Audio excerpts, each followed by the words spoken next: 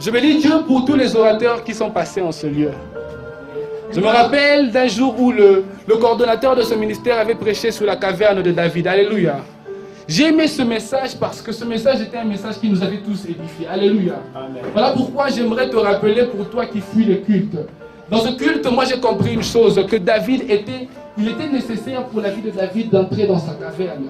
Parce que David ne savait peut-être pas qu'en faisant ce qu'il fait dans sa caverne, c'est ce qu'il sera censé faire quand il aura la royauté. Alléluia.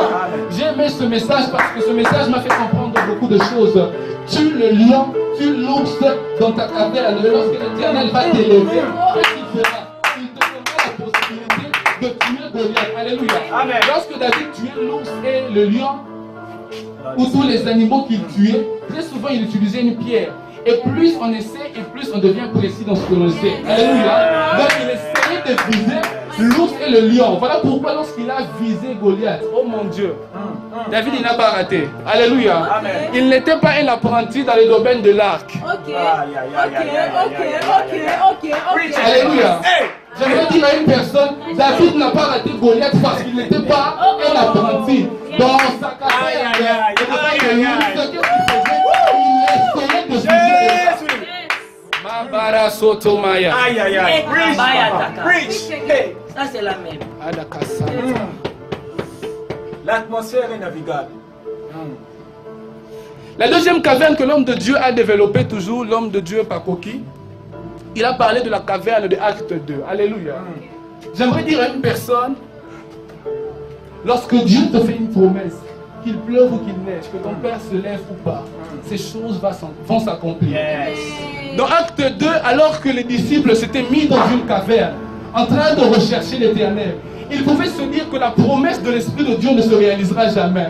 Mais puisqu'il était dans la caverne, puisqu'il recherchait l'Éternel, l'Éternel ouvra les yeux et tout à coup il eut un bruit. Un bruit. Yes.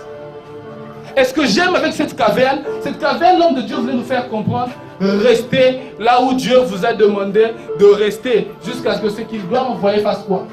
Vienne au milieu de nous.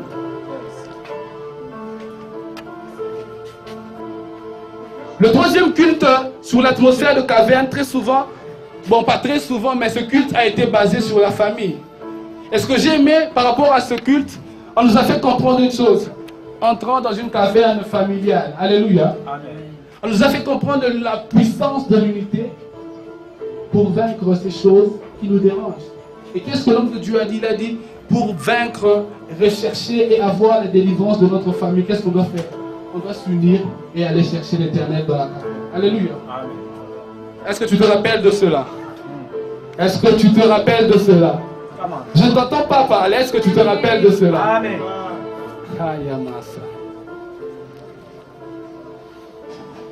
L'avant-dernier rappel que j'aimerais faire sera sur ce que l'homme de Dieu, il savait prêcher. C'était une caverne liée au brisement. Alléluia. Amen. Nous étions dans l'atmosphère de caverne, mais l'homme de Dieu parlait du brisement. Je te fais simplement un rappel. Alléluia. Amen.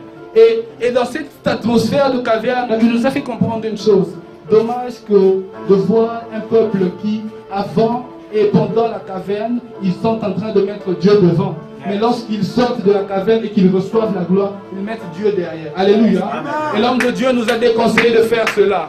L'homme de Dieu nous a dit, avant la caverne, c'est Jésus. Après la caverne, c'est Jésus. Alléluia. Dommage de voir des hommes, lorsque Christ t'élève et que tu deviens un homme reconnu, tu mets maintenant les anges en avant. Moi, ça me fait mal de voir des gens qui avant croyaient seulement en Jésus. Mais plus ils ont grandi dans la foi, ils disent que Jésus ne suffit plus. Il faut ajouter des psaumes, il faut ajouter des je ne sais pas quoi. Pour moi, je te dis, c'est faux. Seul Jésus nous suffit. Alors j'aimerais dire, comme l'a dit l'homme de Dieu, avant c'est Jésus, après c'est Jésus.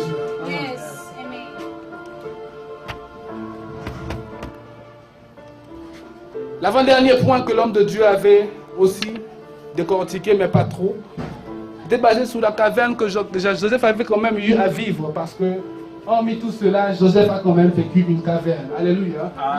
Il est passé par un moment de souffrance. Un moment où ses frères l'ont rejeté. Un moment où il s'est senti laissé. Mais ce moment de caverne lui a quand même donné une gloire que ses frères n'ont pas pu avoir. Alléluia. Amen. Ces 5 points étaient un point de rappel. Maintenant, je te parlerai de ce que moi j'ai emmené comme une caverne. Yeah. J'ai emmené plusieurs points en tout cas, mais j'essaierai de développer ce que je dois développer. La première chose que j'aimerais dire sur la caverne, selon Matthieu 6,6, la Bible dit, si tu veux prier, entre dans ta chambre, ferme la porte et prie. Et pour moi, la caverne numéro 1, c'est l'intimité avec Dieu. Yeah. Alléluia. Amen. Alors j'aimerais parler à un peuple. J'aimerais que vous puissiez clairement m'entendre. Retenez ce que je dirais. Un homme de caverne, c'est un homme d'intimité. Pour moi, la caverne numéro 001, hormis les souffrances que l'on vit dans la caverne, c'est d'être au devant de son Dieu. Yes. Amasada itakesa. Pour moi, la caverne numéro 002, c'est permettre à l'homme de rencontrer son Créateur. Et pour ce point, j'ai tiré peut-être des raisons qui pousseront l'homme à rechercher son Créateur pour un besoin. Alléluia. Tu peux entrer en caverne pour un besoin. Alléluia. Deuxièmement, tu peux entrer en caverne pour rechercher une visitation de celui qui t'a créé. Alléluia. Ça t'arrive des fois, non? Tu pars prier parce que tu veux le minerval. Mais des fois, tu pars prier parce que tu veux rencontrer qui? Celui qui t'a créé. Et la troisième chose, c'est peut-être dû à une souffrance. Alléluia. Certains partent en caverne, pourquoi? Parce qu'ils aimeraient que la souffrance qu'ils vivent fasse quoi? Cesse.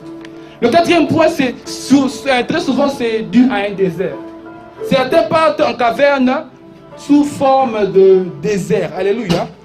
Le cinquième point, c'est dû à une restauration. Alléluia. Très souvent, d'autres partent en caverne pour chercher quoi? Une restauration. J'ai aimé ce qu'un homme de Dieu a dit. Il est temps de rechercher Dieu comme un nouveau converti. Donc cela veut dire, j'ai fait un parcours, mais je veux que Dieu me restaure, hein, aux côtés de l'amour, hein, dans les débuts, comme j'étais là, la manière dont j'aimais Dieu. Aïe, aïe, aïe. Hey, Je me rappelle, on ne dormait pas, on priait toutes les nuits. Et il est temps de rechercher cette restauration dans la présence de Dieu. Des fois, c'est parce qu'on a peut-être compris comment est-ce que Dieu fonctionne un peu qu'on se dit non, nous on prie plus beaucoup. Non, Dieu te demande de restaurer ton amour. Recherche l'Éternel comme tu le recherchais au début de ta foi. Le sixième point, d'autres partent en caverne pour rechercher un équipement. Alléluia. D'autres, des fois, ils entrent en caverne parce qu'ils ont besoin de recevoir la puissance. C'est pas mauvais. Alléluia. Dis à ton voisin, recherche la puissance. Mais le dernier point, c'est le point que j'aime beaucoup plus, c'est d'autres entrent en caverne pour la louange et l'adoration. Alléluia. D'autres, eux, ils ne voient pas les problèmes. Hein. Ils vont tout un peu à côté. S'ils entrent, c'est pour dire à Dieu, je sais faire des pas. Alléluia. Comme dernièrement, je me disais, Dieu, je peux danser. Alléluia. Amen. La troisième chose que je dis, pour moi, la caverne est un lieu de transformation. Alléluia. Est-ce que vous entendez ce que je dis? Claire, papa. La caverne est un lieu de transformation. Et le prochain point, c'est que la caverne est un lieu où on entre chenille. Et l'on ressort comme un papillon. Alléluia. J'aimerais que ces choses que je te dis restent dans ta tête. Alléluia. Donc quand tu pars en caverne, tu ne pars pas seulement pour perdre le temps. Non, entre comme une chenille, on ressort comme un papillon.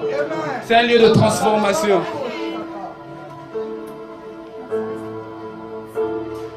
Amasaya. La caverne, c'est le lieu où l'on rencontre le buisson ardent. Alléluia.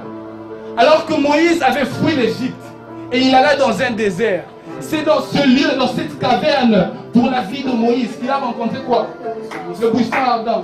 Alors tu recherches beaucoup le buisson ardent de ta vie. J'aimerais que Dieu me parle. Va dans la caverne.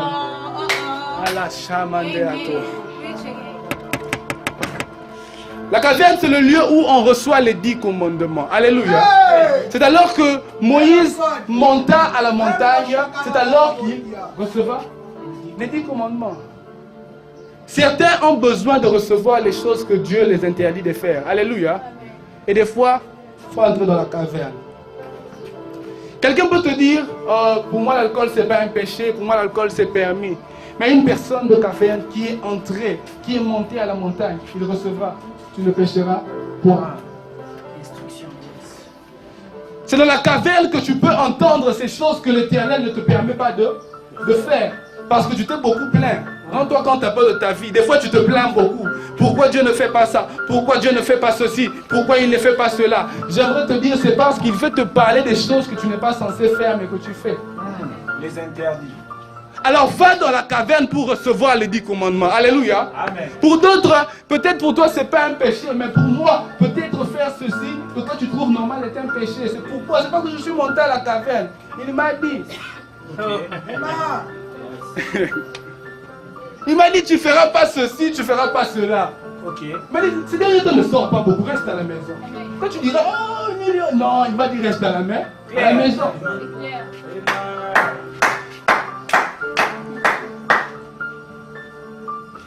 La caverne, c'est le lieu où, lorsqu'on sort de cet endroit, on part guérir des lunatiques. Alléluia. C'est un peu bizarre, mais j'aimerais dire à une personne, la montagne de transfiguration, c'était un lieu glorieux.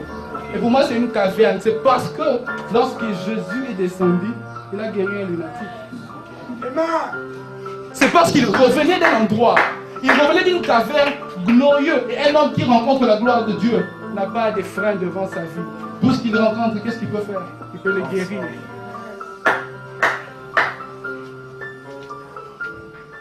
La caverne, c'est le lieu où on peut vaincre le tentateur. Alléluia. Dis, on peut vaincre le tentateur. J'aimerais dire à une personne, le désert de Jésus, c'était une caverne. Alléluia. Le diable ne savait pas une chose. Au-delà des ils étaient écrits. Jésus ne pouvait pas tomber, c'est parce qu'il était dans la présence de Dieu. Alléluia. Amen. Jésus était à la montagne pour rechercher qui? L'Éternel. Et est-ce qu'un homme peut tomber dans la présence de Dieu? Si déjà lorsqu'on est loin de lui, il peut nous relever, alors dans sa présence, il va équilibre.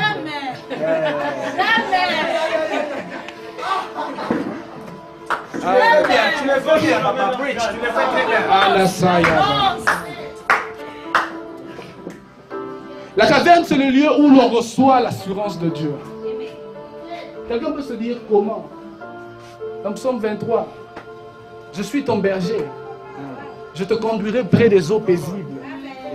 Je vais restaurer ton âme. Lorsque tu frôleras l'ombre de la mort, n'aie pas peur. Je te sortirai. La caverne, c'est le lieu où l'on reçoit les capacités de l'Éternel. Alléluia. Amen. Ne te fatigue pas, je veux bientôt finir sur ce point. Ok. Moïse, lorsqu'il rencontra l'Éternel, Dieu lui dit, prends ton bâton, jette-le, ça deviendra comme un serpent. Donc automatiquement, c'est dans la caverne que Moïse a reçu les capacités de Dieu. Parce qu'après ça, je ne vois pas où dans la Bible, Dieu est apparu à Moïse pour lui dire que je te rends puissant. Donc ce n'est que dans cet endroit que Moïse a reçu toutes les capacités qu'il avait. Le reste, c'était que des instructions. Lève le bâton, pose dans l'eau. Donc la puissance là du bâton, il a reçu ça aussi. Dans la caverne. Alors s'il te plaît, tu te rends compte que tu as besoin d'entrer à la caverne. Hein?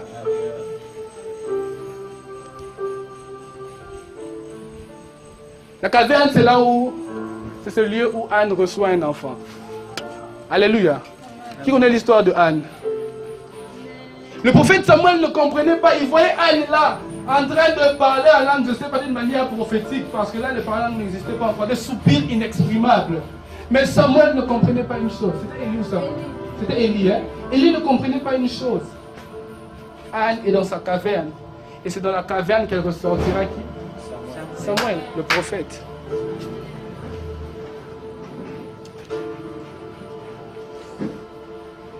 Oh, Santa. La caverne, c'est le lieu où on a la possibilité de changer le cours de l'histoire. Alléluia. La caverne, c'est le lieu où on a la possibilité de changer le cours du temps. Autant dans mon père, dans ma film, retourner en arrière, changer. Mais j'aimerais te dire que dans la caverne, tu peux faire ça. Alors que Jésus avait visité Abraham avec 2 anges.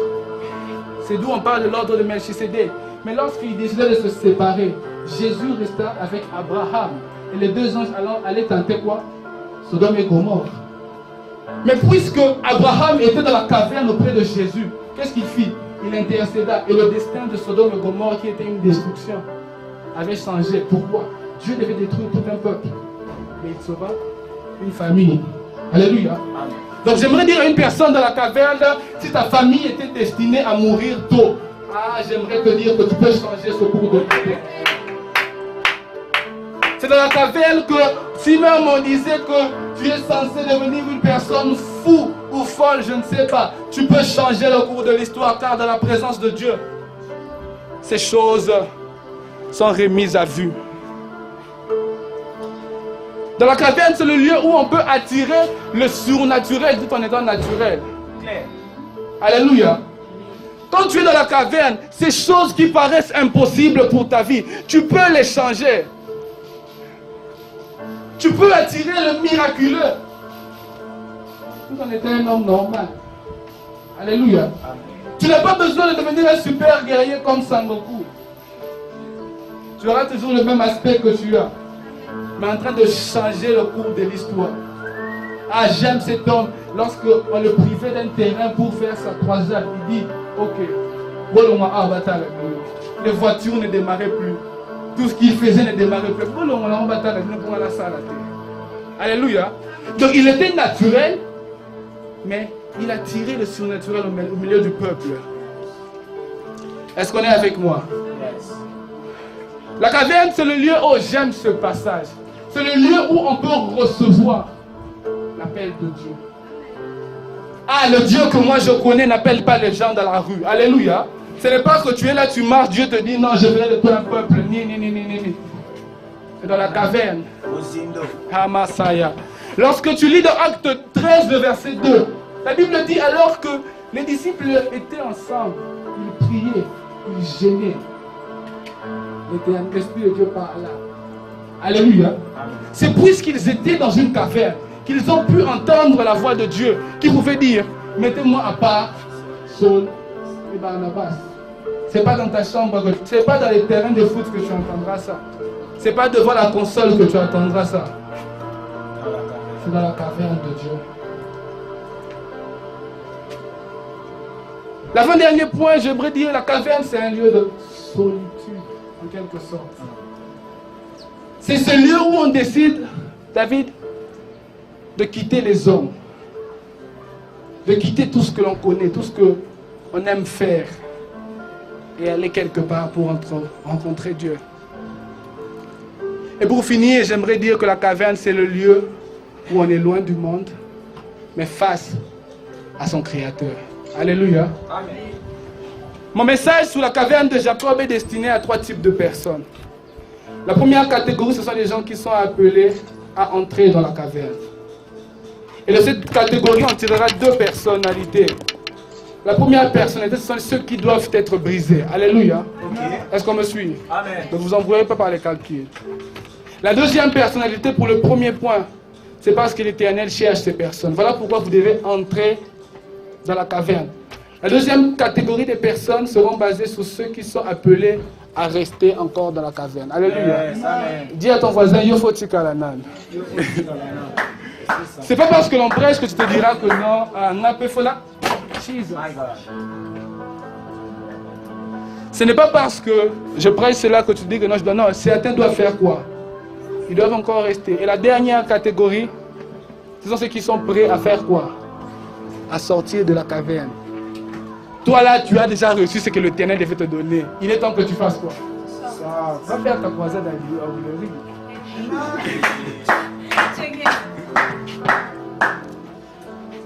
Et ma prédication sur la caverne était basée sur la caverne de Jacob. Mais qui est Jacob? Comme on l'a dit, Jacob c'est le père des 12 tribus de Juda. Alléluia. Tout le monde sait cela.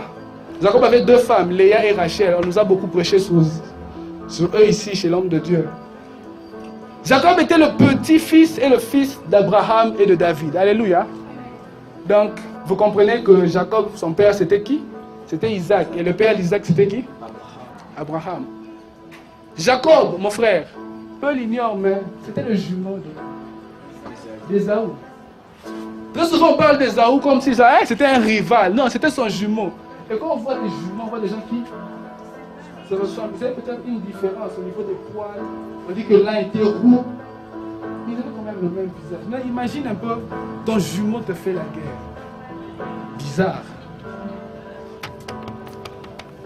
Jacob, c'est le rival d'Ésaü. Jacob, c'est celui qui a trompé son père. Alléluia. Tu te rends compte? Il a menti son propre père alors qu'il était vieux. C'est un sacrilège. Lorsqu'on retourne dans les temps anciens, le père avait la possibilité d'ouvrir les yeux d'un fils et de faire quoi? De la fermer. Mais il n'a pas vu cette limite. Il s'est dit que non, on peut me maudire. Non. Sa mère l'a dit, si tu veux être maudit, écoutez la ngaï. C'est moi qui t'envoie. Toi, va faire ce que tu dois faire. Tu ne seras pas maudit. Et qu'est-ce qu'il fait? Il coopéra avec sa mère de manière à ce qu'il puisse porter la forme d'Ésaü. Pour que lorsqu'ils emmènera la soupe en haut chez David, qu'est-ce que chez Isaac, Isaac fasse quoi? Qu'il se dise, celui-ci c'est mon fils, reçois la bénédiction que tu dois recevoir. Et sage était Isaac. Lorsque on le mit à manger, il dit à son fils, tu peux t'approcher. Quand il s'approchait, alléluia. Ah oui, c'est vraiment lui. Parce que la bénédiction était quoi? Elle n'avait qu'une seule. Jacob, c'est celui qui a trahi son frère sur plusieurs points. Il a fait beaucoup de mal à son frère. Jacob est celui qui a pris le droit de naissance de son frère. Ce point m'a toujours fait mal. Comment est-ce que tu peux vendre ton droit de naissance? Hein, Jacob? Comment est-ce que tu peux trahir ton frère jusqu'à ce point? À l'arracher. Tu sais, lorsque tu prends le droit de naissance d'une personne, donc les choses qui lui étaient destinées, qu'est-ce qu'ils font? Ça devient à toi. Et peut-être le père des nations, des 12 tribus, ça devait être qui? Ésaü. Mais puisqu'il a vendu cela, Nicolas Soupou. Ah, qui nous a la monnaie Soupou. Alors, c'est la soupe. Alléluia. Il prit la soupe, il mangea la soupe finie. Quand tu pars à la toilette, ça finit, ça part. Mais ta destinée, c'est dans l'eau. Alléluia. Alors ne vendez pas les choses que l'Éternel vous donne. Alléluia.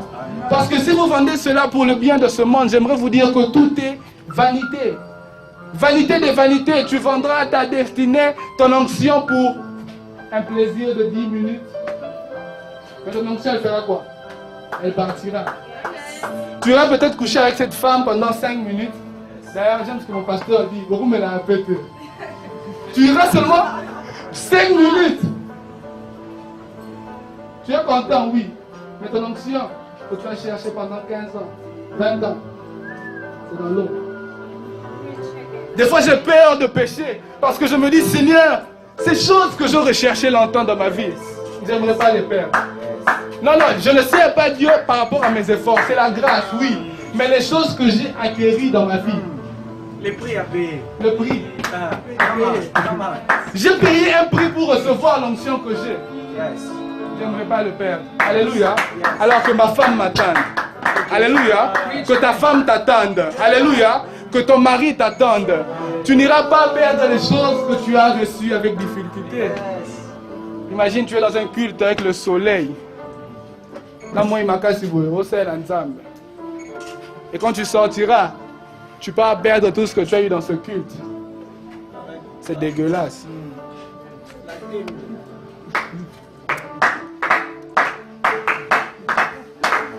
Et le dernier point de ce point, c'est que Jacob est le fruit de la haine d'Ésaü.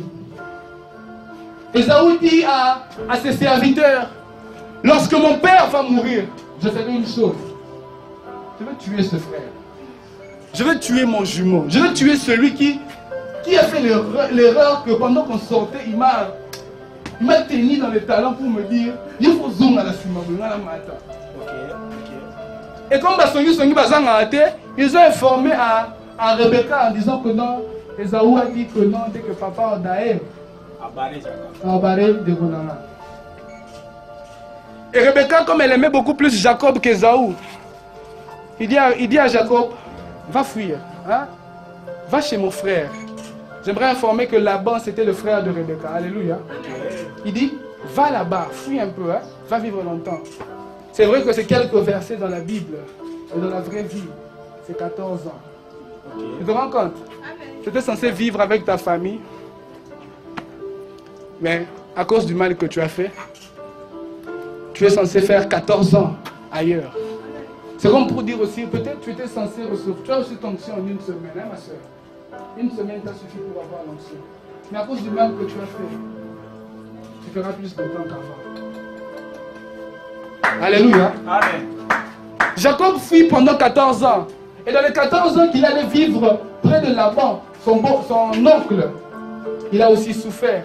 Il était censé épouser une femme pour qui il a travaillé pendant 7 ans. Il va escroquer. Alléluia. Ben escroquer, bébé. Donc, on travaille pour la bébé, mon frère. Nous, les noces, pour eux, les gens sont avec le peu. La tombe va arriver, vous. À mon imbiaka. Léa, c'était toi. Dommage. Trop tard. Et qu'est-ce qu'il devait faire? Là-bas, on le dit, chez nous, on ne donne pas la grande sœur, la petite sœur avant la grande sœur. Non, non, non, non. Tu dois encore travailler pendant 7 ans. C'est beaucoup, hein? Même si la Bible précise que pour lui, ces 7 ans, c'était comme des jours à cause de l'amour. Mais croyez-moi, c'est quand même beaucoup. Alléluia. Il travaillait et il finit par avoir aussi Rachel. Mais dans Genèse 31, le verset 3, la voix de l'Éternel se fit entendre chez Jacob et il lui dit, tu dois retourner. Alléluia. Il dit, tu dois retourner dans le pays de ton père, le pays de ta naissance. Et quand tu lis Genèse 32, le verset 3 à 6, la conscience de Jacob travailla. Et la conscience le fait comprendre une chose, que ton frère, il t'attend pour faire quoi? Pour te tuer. Il se dit, mais j'ai laissé un problème où j'étais. Si je rentre, ce problème n'a pas encore pris fin. On va me tuer. Et c'est comme ça avec Dieu des fois. Il te dit des choses, tu te dis, mais Dieu, si je fais ceci, je ne pourrai pas survivre. Comme l'homme de Dieu m'a dit hier, bon, Dieu te bloque les portes, ok. Mais tu n'as pas corbeau. C'est ça. Corbeau, on peut y aller, oh, corbeau, on peut consulter. Alléluia. Amen. Donc Dieu t'ouvre des chemins, mais le chemin qui peut t'aider, Dieu te dit aussi, ah, regarde, ne demande rien à ce frère. Oh. Mais Dieu, galère. Comment je ferai pour vivre? Bon. C'est ça. Tu bloques tous les chemins. Non, mais j'aimerais dire à une personne, hein, entre parenthèses, il fait ça pour ton bien. Ok. Formation, papa. On se plaint peut-être de ces choses, mais il fait ça pour notre bien. Des fois, je disais à Dieu, mais Père éternel, il y a une étape de ma vie que j'ai traversée. Okay. Ah, il y a des foules qui ont prié pour moi. Tu t'imagines, j'ai une assemblée. On citait mon nom en train de prier pour moi. On va prier pour le frère Plamedi. Pas prier aux assurances, mais l'indirabe, pas et Kangir. Aïe, aïe, aïe.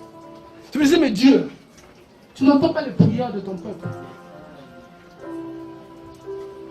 Mais il fait cela pour notre bien. Alléluia. Amen. Sa conscience le reprochait que son frère allait le tuer. Et sa peur pour sa mort lui a poussé à faire quoi? À prier. Alléluia. Lorsque tu lis Genèse 32, le verset 9, tu comprendras que la peur de Jacob, du fait que son frère allait le tuer, l'a poussé à aller prier. Voilà pourquoi Dieu te met dans des circonstances qui vont te pousser à prier. Alléluia. Amen. Des fois, vous savez ma bébé pour ressembler la peine. Amen. Pour ça, on a la logique pour ressembler la terre. On a fois ça m'a ressemblé. Genèse 32, le verset 9 nous fait comprendre que Jacob commence à dire Dieu d'Isaac, Dieu de mes pères, ah, tu vas retourner là-bas. Et Jacob fait une chose. Quand il eut cette peur et qu'il s'est mis à prier, Jacob s'isole. Yes. Alléluia. Lorsque tu lis Genèse 32, le verset 24 à 21 à 24, la Bible dit, le présent passa devant Jacob. Il prit tous ses biens. Il prit toutes ses femmes. Il leur dit, allez de l'autre côté de la mer. Je resterai ici. Jacob décida de mettre tout à côté de lui pour rester en isolement dans la caverne avec Dieu. Alléluia. Jacob dit, j'aimerais bien que ma femme reste avec moi. Mais il dit non. J'aimerais rester seul avec Dieu. Pas avec ma femme, ni avec mon frère. Il est plus que les choses. J'ai des choses que je ne peux pas vaincre dans ce monde comme mon frère. J'aimerais rester un peu seul devant l'Éternel. Il aimerait rester seul pour que l'Éternel le fasse un peu comprendre. C'est quoi le problème? Et lorsqu'il s'est mis dans cette caverne, oh mon Dieu, l'Éternel visita Jacob. Yes. Dans Genèse 32, le verset 25, tu comprendras une chose. C'est lorsque Jacob décide de tout mettre à côté que sa peur a été comblée par la visitation de l'Éternel. L'ange de l'Éternel apparut à Jacob. Si Jacob était toujours avec ses femmes, c'est bien, cet ange n'aurait jamais apparu.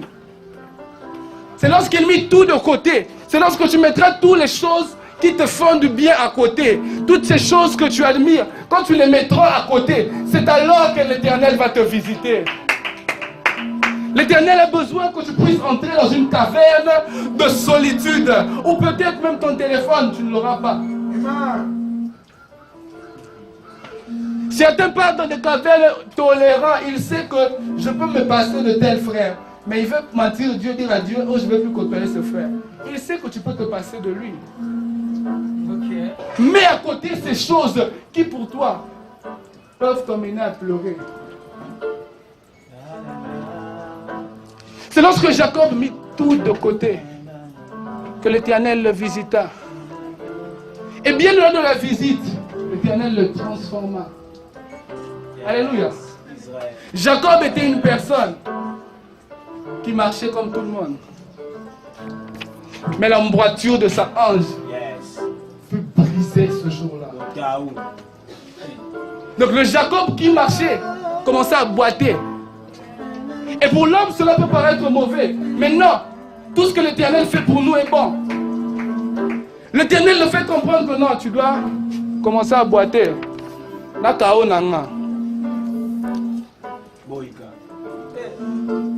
Et quand l'Éternel transforma Jacob, on se rendra compte d'une chose dans Genèse 32, le verset 26a.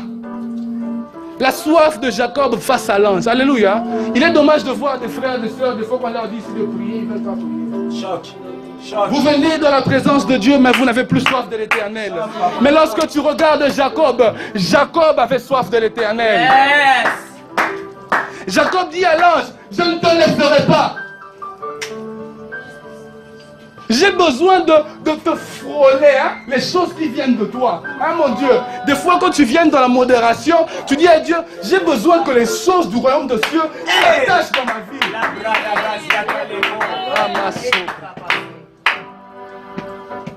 Jacob avait soif. Et cette soif l'a payé. Toi, des fois, tu dis à Dieu, j'entre dans ta présence, mais je ne suis pas rémunéré. C'est parce que tu n'avais pas la bonne soif. Okay. Donc, quand tu regardes la soif de Jacob, il a eu soif, on l'a payé. Jacob fut béni. Les choses qui étaient attachées à sa destinée lui ont été données ce jour-là. Yes. Alléluia. Et j'aime un point, je vais bientôt finir. J'aime un point précis que Jacob a eu devant l'Éternel. Jacob se présentait tel qu'il est. Laissez-moi un peu ouvrir ce sujet. Yes. Ces derniers temps, dans les cultes, on ne voit plus les gens se présenter tels qu'ils sont. Okay. Tu viens, tu t'habilles en veste, mais tu sais qu'à la maison, tu ne manges pas. Et quand tu viens de prier, quand tu viens de prier, mais dans ton cœur, tu sais une chose, que tu...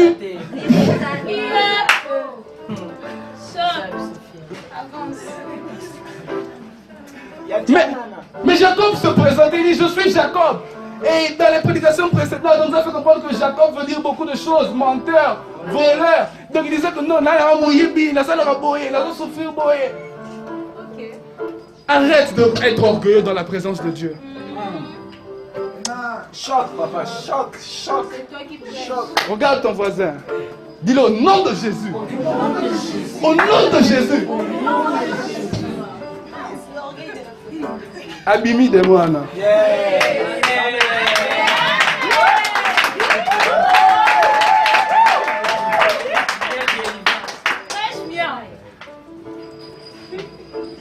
me reste plus que 3 minutes. Okay. L'une des dernières choses que l'ange fait, l'ange change à Jacob d'identité. C'est lorsque tu vas te présenter que l'ange fera quoi? Il te changera d'identité. Ce que tu veux devenir, tu le deviendras. Parce que tu as eu soif de Dieu. Tu te montrais tel que tu étais. L'Éternel était exaucé. Et si tu étais Jacob, tu deviens Israël. Maintenant, dis à ton voisin l'après-caverne. L'après-caverne. La caverne se limite à Genèse 32. J'aimerais dire à une personne, la caverne a une limite. Ok. Genèse 33 n'est pas Genèse 32. Bon. Genèse 33, on était loin de notre femme. Mais Genèse 32, les choses qu'on a laissées pour avoir Dieu, on les récupère. Plus de choses qu'on voulait avoir chez Dieu. Amen. Jacob, après la caverne, qu'est-ce qu'il fit? Il allait rencontrer ses femmes, ses enfants. Il est reparti. Et il leur a mis devant. Il leur dit, allons à la rencontre d'Ésaü. Mais Jacob avait fait une chose, frères et sœurs. Jacob s'est mis derrière. Donc c'est comme si une armée était devant. Jacob, il était derrière. Mais lorsque Jacob a aperçu son frère Ésaü, Jacob quitta derrière. Et il passa devant. Le Jacob qui marchait normalement, qui avait les possibilités de fighter avec son frère, ne combattait pas son frère. Mais le Jacob qui était brisé dans la caverne, qui commençait à boiter, commençait à venir devant son frère.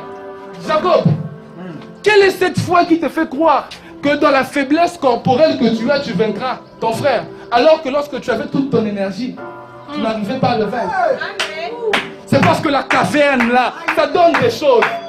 J'aimerais dire à une personne, lorsque tu passes à la caverne, tu recevras la capacité de vaincre les choses qui t'avaient vaincu.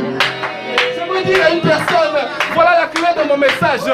Celui qui passe par la caverne reçoit la force surnaturelle de Dieu. Même lorsque tu étais faible, si tu passes par la caverne, même les choses que tu ne pouvais pas faire, tu vas le faire. Parce que tu es passé où c'est. Dis à ton voisin la caverne. Crie au fort, dis la caverne. Dis à l'Éternel, puisque tu es passé par la caverne, même si je n'ai pas la même énergie, même si je n'ai pas la même force, même si ce jeûne m'a fait maigrir, j'aurai ces choses que je ne pouvais pas. Et lorsque Ésaü vit son frère, Jacob fit une chose. Jacob, il s'avançait, en train de boiter. Il venait. Et puis il est tombé. Il s'est prosterné. Et Ésaü, au lieu de venir avec une machette pour tuer son frère, il vient, il tombe et il le prend dans ses bras. À cause de sa passation à la caverne, le rival n'était plus rival. Regarde, c'est parce qu'il est passé dans la caverne que Dieu a pu changer le cœur d'Ésaü. Homme de Dieu, ce fils venait. Ésaü dit, qui sont ces personnes? Baba Langai, venez aussi. On va se faire un câlin familial. Alors j'aimerais encourager une personne à rester dans la caverne. J'aimerais dire à une autre personne, sors de la caverne. Parce que le fait seulement de passer par la caverne, oh mon Dieu, tu vivras des choses bizarres.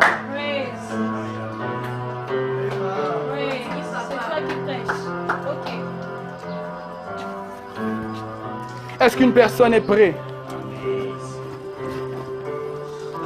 à vivre sa caverne?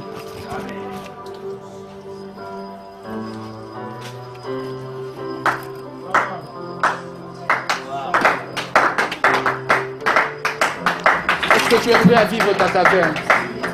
Si hier tu négligeais la caverne, ne le fais plus. Alléluia. Tu comprendras qu'une clé de ta vie, la clé principale de ta vie, tu peux l'avoir dans la caverne. Alors s'il vous plaît, retournons dans la présence de Dieu. Que tous puissions retourner dans la présence de Dieu. Ne te dis pas que je suis archibishop. Ne te dis pas que je suis le prophète des prophètes. Va dans la présence de Dieu. Car c'est dans la présence de Dieu que l'on peut recevoir ces choses qui nous manquent. Est-ce qu'on peut se lever pour Dieu?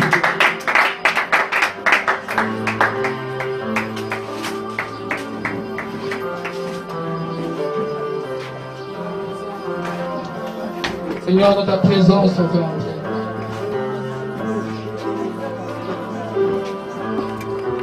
Seigneur, dans ta présence,